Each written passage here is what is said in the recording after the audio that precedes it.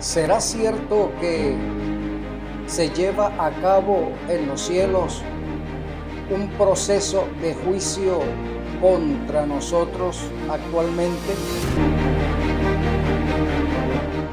¿Qué casos se consideran en ese juicio? De esto vamos a conversar en el día de hoy.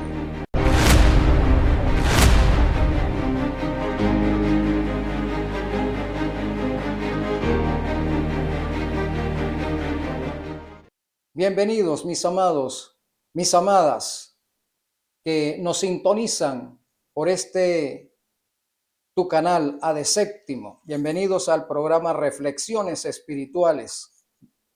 Vamos hoy a reflexionar acerca de este caso del juicio. Recordamos, mis amados, que antes que Adán y Eva cayesen en pecado, ya este planeta entraba en un proceso de juicio. ¿Por qué digo esto? Porque cuando Lucifer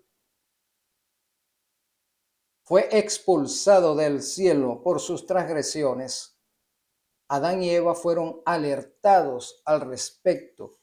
De manera que esa alerta, como todos sabemos, cada uno de nosotros se nos alerta en contra de cometer errores, tanto en los aspectos seculares como en los aspectos personales, tanto en el tiempo de la crianza, tanto en el tiempo de la adolescencia y de la juventud. Siempre hay una alerta. Ese alerta nos enfrenta domésticamente a un juicio.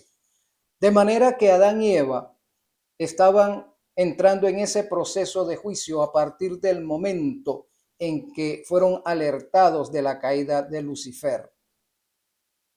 Máxime cuando en el proceso de la creación, al finalizar Dios, Jehová Dios, había colocado en el huerto del Edén un árbol que se llamaba el árbol del conocimiento del bien y del mal.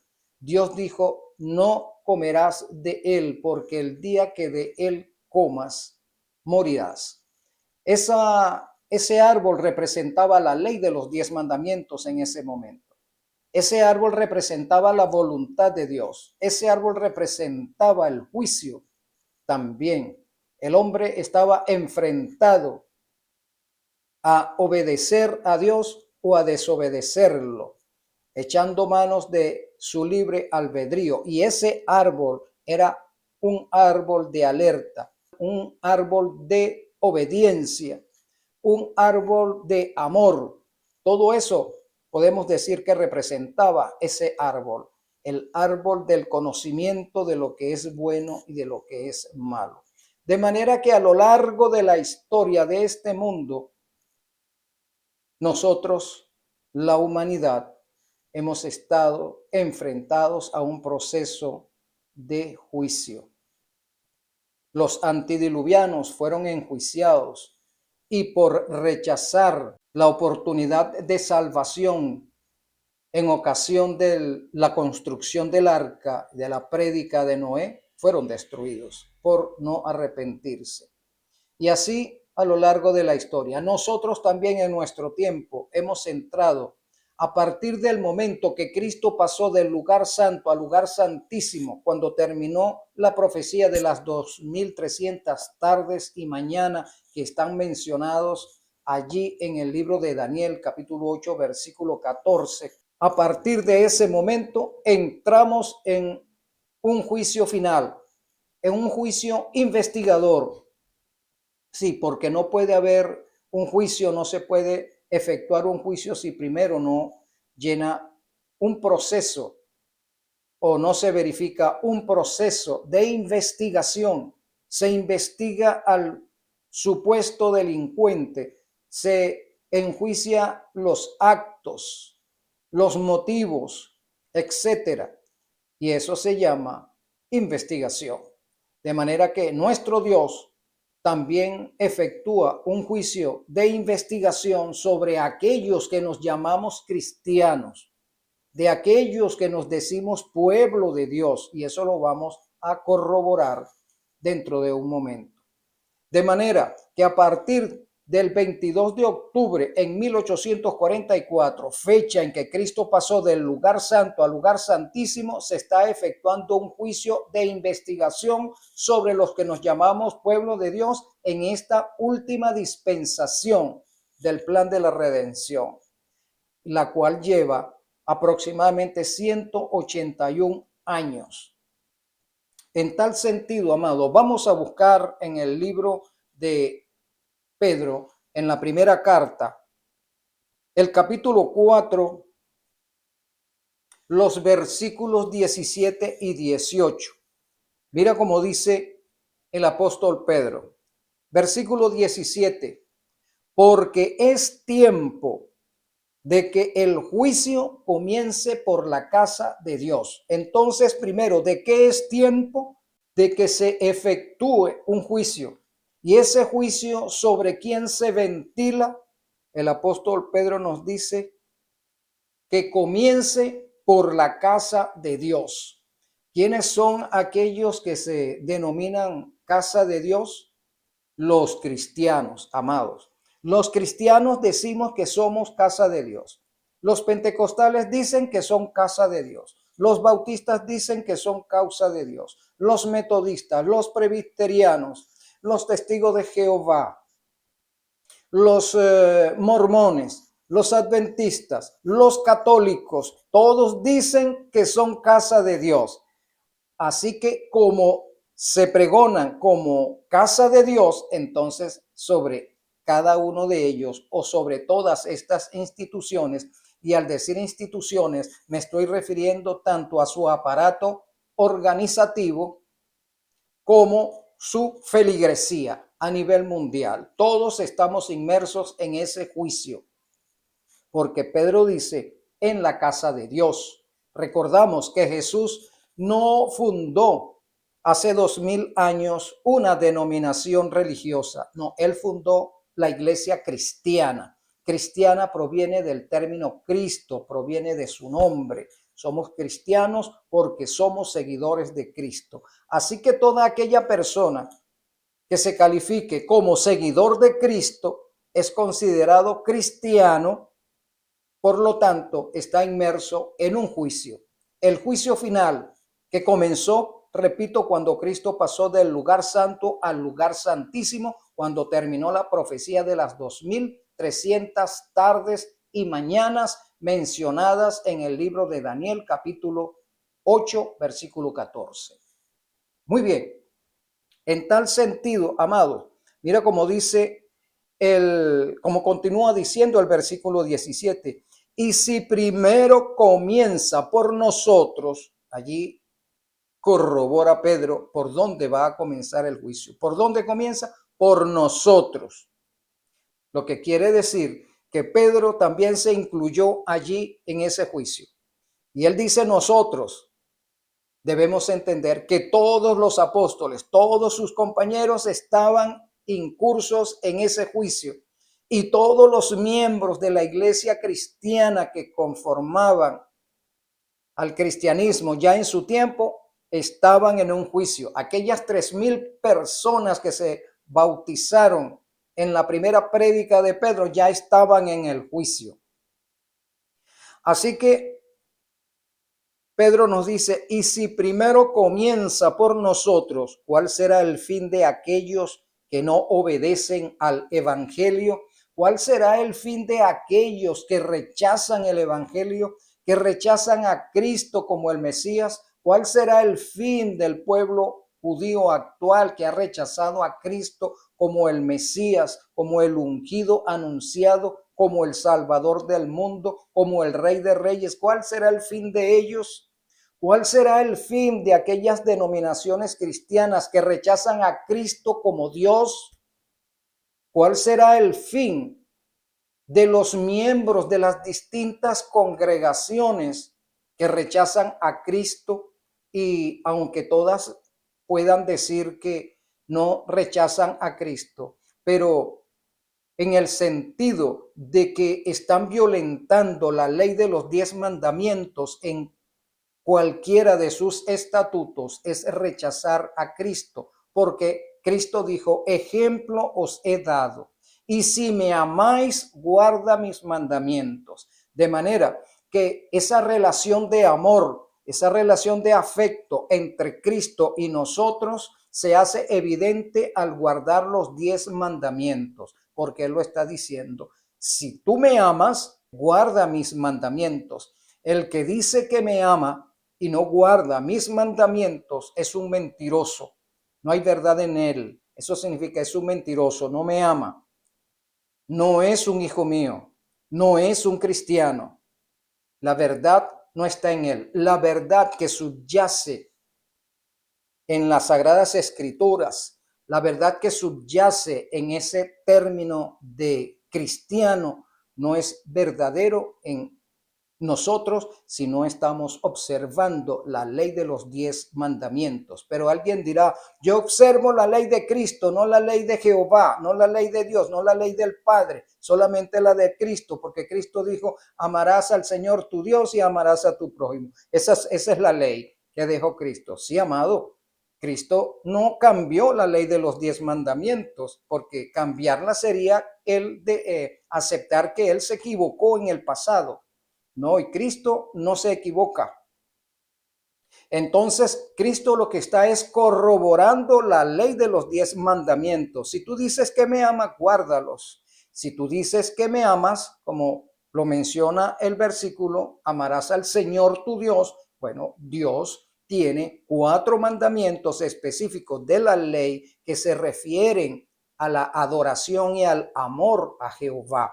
Y los otros 6 están remitidos al amor a nuestro prójimo. Por eso es que la ley está dividida en 2 grandes mandamientos. Amar a Dios, que conlleva 4 mandamientos, y amarás a tu prójimo, que conlleva 6 mandamientos. En tal sentido, amado, el versículo 18 nos dice, y si el justo con dificultad se salva, ¿en dónde aparecerá el impío y el pecador? ¿Quién es el justo aquí? Los que aceptamos que la ley de Dios está vigente, que la ley de Dios no ha caducado. Aquellos que nos regimos por la ley de los 10 mandamientos, somos considerados justos. Aún así, siendo considerados justos, con dificultad nos salvamos o con dificultad nos habremos de salvar. ¿Por qué? Porque pudiendo decir que la ley está vigente, pudiendo aceptar que la ley hay que guardarla, habiendo guardado los mandamientos, puede ser alguno de ellos no estemos cumpliendo, como el mandamiento del día sábado. Podemos decir, soy un guardador del sábado, pero lo estamos diciendo, lo estamos confirmando, lo estamos declarando, pero en realidad tal vez no lo estemos guardando en la forma correcta, sino que lo estamos guardando en la forma en que nos conviene y nos place. De manera que aún habiéndose llamado justo, porque en el juicio se está investigando si realmente es justo, si realmente está viviendo de acuerdo a los lineamientos que Dios establece. Muy bien, quiero compartir con ustedes unos párrafos que se consiguen en el libro Cristo en su santuario. Cristo en su santuario nos dice de la siguiente manera: en el ritual típico, solo quienes se habían presentado ante Dios con confesión y arrepentimiento y cuyos pecados fueron llevados al santuario a través de la sangre de la ofrenda por el pecado, tenían parte en el servicio del día de la expiación. Entonces, ¿qué nos está diciendo? En el ritual que se hacía en el santuario terrenal, solamente tomaban parte en el día de la expiación aquellos que durante el año habían ofrecido el cordero por sus pecados y se habían arrepentido de sus pecados. Ellos solamente tenían acceso al día de expiación. El día de expiación, amado, comenzó el 22 de octubre en 1844, porque, repito, Daniel 8:14 dice, el santuario será purificado cuando, al terminar la profecía de las 2300 tardes y mañana, el santuario será purificado. Entonces, el santuario tiene un proceso de purificación a partir de esa fecha.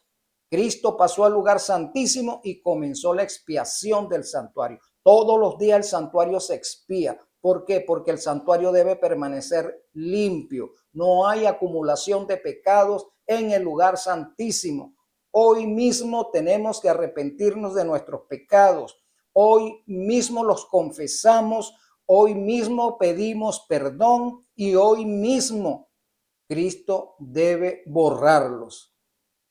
De lo contrario, nuestros pecados permanecen sobre nosotros, no llegan al santuario, porque repito, en el santuario no hay acumulación de pecados, lo que hay actualmente es borramiento de pecados, expiación de pecados perdonados. Muy bien, mira lo que dice. De modo que el gran día de expiación final, ahora se está refiriendo a nosotros en ese día de expiación final en el cual estamos inmersos, porque acabamos de decir que el día de expiación para nosotros comenzó el 22 de octubre 1844. De modo que el gran día de la expiación final y del juicio investigador significa que no puede haber una expiación si primero no hay un juicio investigador. Si hoy mismo estamos siendo investigados, si nosotros estamos en pacto con Cristo significa que hoy estamos vigentes en la observancia de la ley de los 10 mandamientos. Y si nosotros hoy nos damos cuenta de que hemos estado violentando la ley de los 10 mandamientos, hoy debemos arrepentirnos, confesar ese pecado para que Cristo expíe ese pecado en el santuario celestial, es decir, borre ese pecado en el santuario celestial. Los únicos casos considerados son los de quienes profesaron ser el pueblo de Dios. Entonces, ¿cuáles son los casos que se ventilan? Los que se consideran pueblo de Dios, aquellos que nos consideramos pueblo de Dios. Como dije al comienzo, todos los cristianos nos consideramos pueblo de Dios, nos consideramos cristianos. Bueno, muy bien, por ese hecho, entonces estamos en un juicio investigador. Se está investigando si realmente lo somos. Nuestras vidas, nuestras emociones, nuestros sentimientos, nuestras intenciones, nuestras acciones, todo se está investigando día tras día. Las 24 horas del día, el ángel custodio lleva nota de nuestro proceder, de nuestros pensamientos y emociones. Día tras día, minuto a minuto, se lleva ese registro. El Espíritu Santo también lleva ese registro, porque el Espíritu Santo no ha dejado de trabajar en el ser humano desde que caímos en pecado. El Espíritu Santo laborando. Y cuando rechazamos al Espíritu Santo, rechazar al Espíritu Santo significa que no acepto la obediencia por voluntad y amor hacia Cristo, hacia nuestro Dios, a través de la observancia de los 10 mandamientos. Eso es lo que significaría aceptar o rechazar al Espíritu Santo. Entonces, los únicos casos considerados son los de quienes profesaron ser pueblo de Dios. El juicio de los impíos es una obra distinta y separada. ¿Quiénes son los impíos? Aquellos que no quisieron hacer pacto con Cristo. Es decir, aquellos que se mantuvieron en rebelión contra la ley de los 10 mandamientos, porque tú puedes llamarte cristiano, pero si estás en violación de los 10 mandamientos, estás perdido. Aquí dice, de modo que el juicio de los impíos es una obra distinta y separada. Por ese hecho de mantenernos en rebelión contra la ley de los 10 mandamientos, aunque nos llamemos cristianos, aunque digamos a voz en cuello que amamos a Cristo, pero ya dijimos anteriormente que para demostrar que amamos a Cristo tenemos que guardar sus mandamientos. Entonces, nosotros moriremos junto con todos los rebeldes, aunque nos llamemos cristianos, vamos a morir con los rebeldes. ¿Quiénes son los rebeldes? Aquellos que no quisieron saber nada del evangelio, aquellos que se mantuvieron alejados del toque del Espíritu Santo, aquellos que aunque se llamaron cristianos estaban en violación de la ley de los 10 mandamientos. Son considerados impíos. Entonces, el juicio final para estos impíos será posterior al juicio que se está haciendo para los que nos llamamos pueblo de Dios. El juicio de los impíos es una obra distinta y separada. También tenemos que recordar que después de 1000 años, los cuales se van a suceder después que Cristo aparezca por segunda vez en las nubes de los cielos y resucite a su pueblo, aquellos que están durmiendo, resuciten, como dice San Pablo, serán arrebatados para encontrarse con Cristo en las nubes de los cielos, y nosotros, los que estemos vivos para ese momento, seremos arrebatados juntamente con ellos y seremos llevados al cielo por 1000 años, como lo dice las Escrituras. La tierra quedará desolada y vacía, solamente estará Satanás y sus demonios vivos para ver, para observar su obra macabra sobre esta tierra. Durante 1000 años Satanás estará atado, como lo dice Apocalipsis. Hoy no vamos a entrar en ese detalle porque estamos hablando es del juicio para nosotros. Luego de esos 1000 años, Cristo y su esposa, la Nueva Jerusalén, y los redimidos, que son los invitados a la cena de las bodas, regresaremos a la tierra nuevamente y desde la atmósfera, suspendidos en la atmósfera, Cristo resucitará a los impíos y allí será su juicio. Allí será implementado el dictamen que se llevó a cabo durante 1000 años, porque durante 1000 años los redimidos abrirán los libros para ventilar los casos de los impíos y para corroborar la justicia divina. Así que después de 1000 años, Cristo y los redimidos y la Nueva Jerusalén vienen a esta tierra para otorgar el pago a los que se mantuvieron en rebelión, a los impíos. ¿Cuál será el pago? Muerte eterna. El juicio de los impíos es una obra distinta y separada y se verificará en una fecha posterior, como les acabo de decir, después de la segunda venida de Cristo y 1000 años después se verificará este juicio. Ha llegado el tiempo de comenzar el juicio por la casa de Dios, pues si comienza por nosotros, ¿qué fin tendrán los que no creen en el evangelio de Dios? Los libros de registro del cielo en los cuales están consignados los nombres y los hechos de los hombres determinarán los fallos en el juicio. El profeta Daniel dice, el juez se sentó y los libros fueron abiertos. El revelador, refiriéndose a Juan el teólogo, nos dice, al describir la misma escena, agrega, otro libro fue abierto, el cual es el libro de la vida, y fueron juzgados los muertos por las cosas que estaban escritas en los libros según sus obras. Apocalipsis capítulo 20, versículo 12. Entonces, todas nuestras obras, todas nuestras decisiones están escritas en unos libros que están en el cielo, y uno de ellos es el libro de la vida. Si no estamos escritos en ese libro, amados, estamos perdidos, somos considerados impíos y no estaremos entre los redimidos. Quiero avanzar en este tema y mencionar algo que me parece interesante. En el siguiente programa vamos a hablar acerca de todos estos libros. Son 4 libros y, como acabo de decir, en el próximo programa vamos a ver cuáles son esos 4 libros. Fíjate lo que dice la escena del juicio.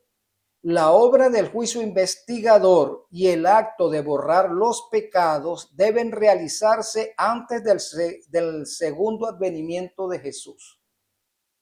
¿Cuándo se va a realizar el juicio investigador? Antes del regreso de Jesús. Si es antes del regreso de Jesús, entonces significa que ahorita, en este momento, estamos en pleno juicio investigador. Se nos está investigando ahora, porque ahora es el momento antes.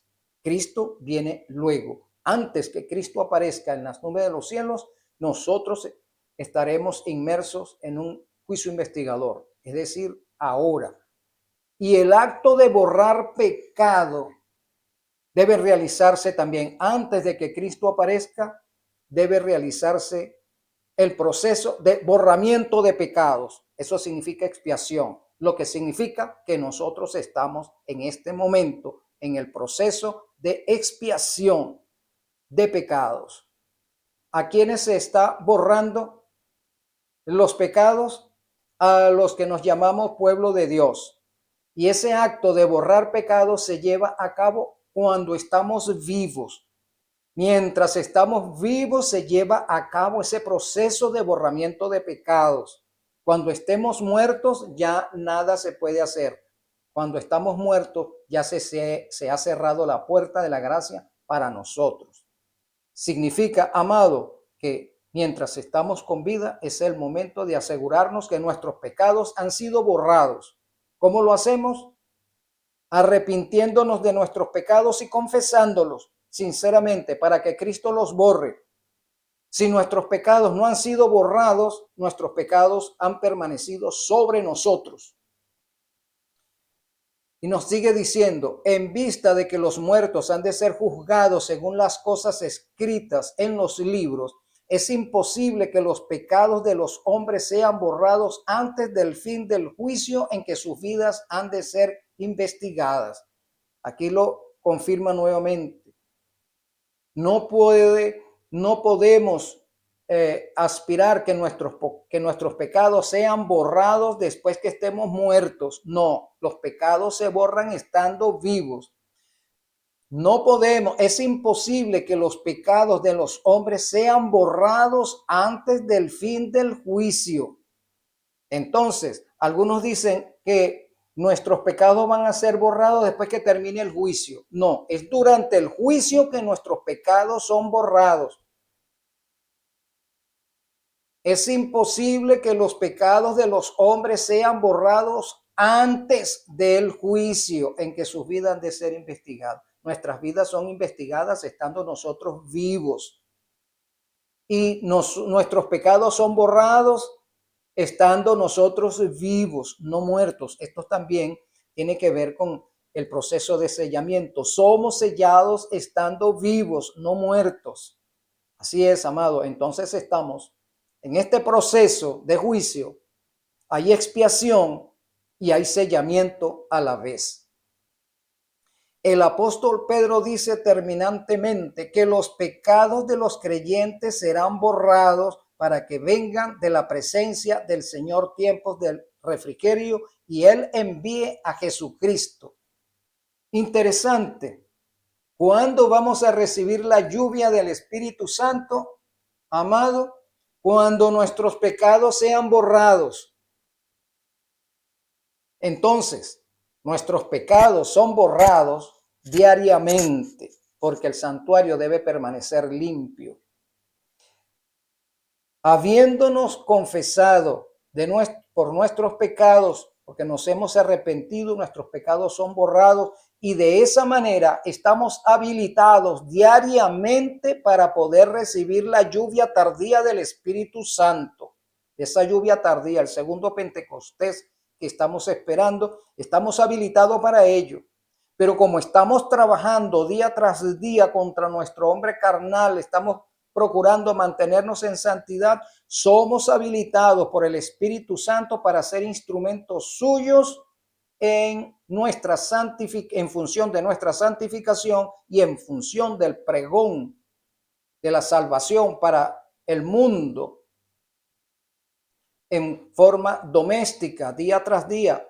Y de esa manera, en esa prueba que vamos venciendo diariamente, somos capacitados para recibir finalmente la lluvia tardía, porque hemos quedado sellados definitivamente para dar el fuerte pregón. Nadie va a dar el fuerte pregón, amado, si no ha recibido la lluvia tardía. Nadie recibirá la lluvia tardía si no ha sido sellado. Nadie dará el fuerte pregón si no ha sido sellado, repito. Y para ser sellado tenemos que salir victoriosos en el juicio que se está llevando a cabo. Cuando el juicio investigador concluya, Cristo vendrá junto con su recompensa para dar a cada ser humano según sus obras. Entonces, el juicio investigador va a concluir, amado. Pero ese juicio investigador, los que estén deseosos de dar el fuerte pregón, primero el juicio termina para ellos y después el juicio es extendido a los de la 11ª hora, es decir, a los hijos sinceros de Cristo que militan en las iglesias cristianas nominales. A ellos se les va a dar la oportunidad de hacer pacto con Cristo. El pacto con Cristo se hace con la observancia del 4º mandamiento. Se confirma el pacto. Así es la forma correcta. Se confirma el pacto a través de la obediencia del 4º mandamiento, porque el 4º mandamiento es sello, la señal del Dios vivo.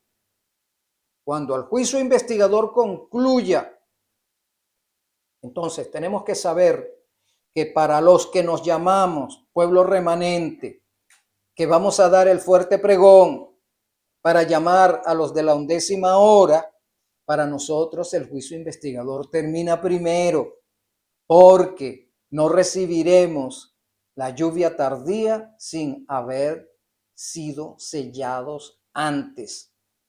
Bien, amados, espero que esta corta reflexión nos sirva para nuestro crecimiento espiritual. Un gran abrazo para cada uno de vosotros.